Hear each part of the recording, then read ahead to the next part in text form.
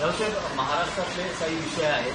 एका बाजूला तुम्ही असं म्हणत आहात की राज ठाकरेंकडून पुढच्या प्रतिसादाची आम्ही वाट पाहतो आहोत, पण आत्ताच राज्यातले उद्योगमंत्री उदय सामंत हे राज ठाकरे यांच्या भेटीला गेलेले आहेत.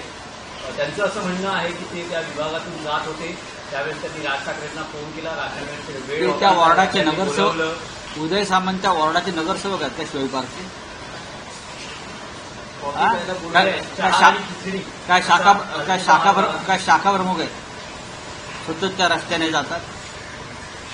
आम्हाला का रस्ते माहीत नाहीत? आम्हाला या मुंबईच्या गल्ल्यामुळे माहीत आहे. उदय सामंत नंतर आले या मुंबईत दादरला. शिवसेना भवन आहे तिथे, सामनाचं ऑफिस आहे तिथे, मार्मिकचं ऑफिस होतं तिकडे. बरं, रस्ते आम्हाला माहिती आहेत, जास्त माहिती आहे. आणि उत्तम खिचडी प्रकाशमध्ये मिळते किंवा आस्वादमध्ये मिळते. रावसाहेब, हे जरी असलं तरी दोन राजकीय नेते भेटतात. एका बाजूला उदय सामंत हे राजकीय नेते नाहीत. Uday Samant is not the political leader. ते मंत्री आहेत. ते एकनाथ शिंदे यांच्या गटातले एक मंत्री आहेत असं मी मानतो. मीडिएटर पण बघा, मी त्याच्या संदर्भात काही बोलणार नाही. हा विषय खुल्या चर्चेचा नाही. राज ठाकरे यांनी एक भूमिका व्यक्त केली होती उद्धव ठाकरे साहेबांसंदर्भात.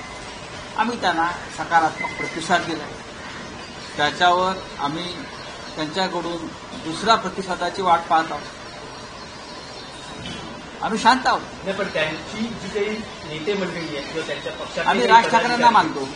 ते असं म्हणतात की त्या मुलाखतीत असा कुठलाही युतीचा राजकीय युतीचा प्रस्तावच नव्हता. त्यांनी तसं सांगावं.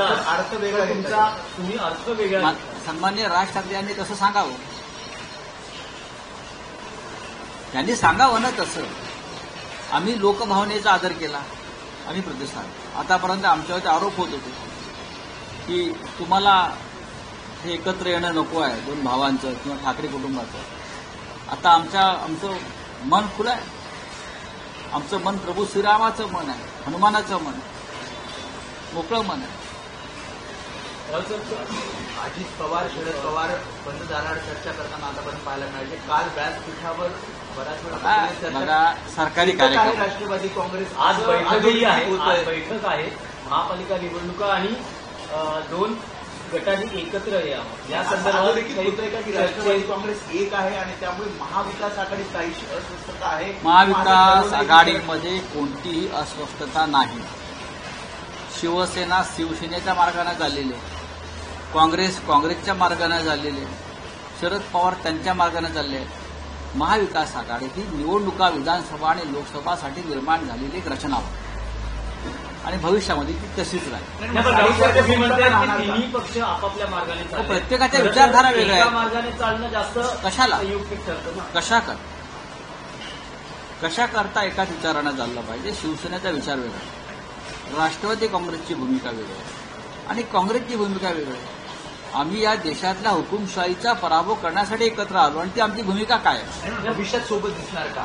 नक्की महाविकास आघाडी मजबूत आहे. रावसाहेब, पवारसाहेब असं म्हणतात की आज इंडिया आघाडी सक्रिय नाही, असं त्यांनी थेट मुलाखतीत म्हटले. आम्ही सगळे वेगळे सक्रिय आहोत म्हणजे इंडिया आघाडी सक्रिय आहे.